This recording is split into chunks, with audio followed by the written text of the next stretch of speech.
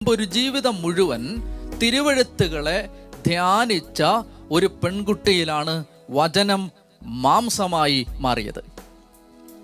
തിരുവെഴുത്തുകളെ ഹൃദയം കൊണ്ട് വായിച്ചെടുത്ത ഒരു പെൺകുട്ടിയിലാണ് വചനം മാംസമായി അവതരിച്ചത്.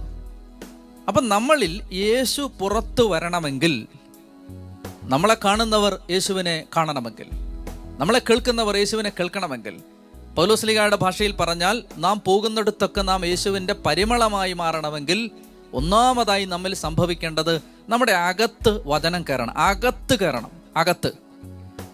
അകത്തിട്ട് വചനം ഇങ്ങനെ പശു അയവറക്കുന്നത് പോലെ ധ്യാനിച്ചുകൊണ്ടേ നടക്കണം.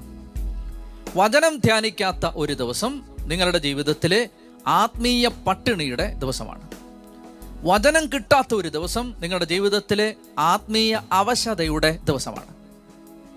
വചനം ധ്യാനിക്കാത്ത ഒരു ദിവസം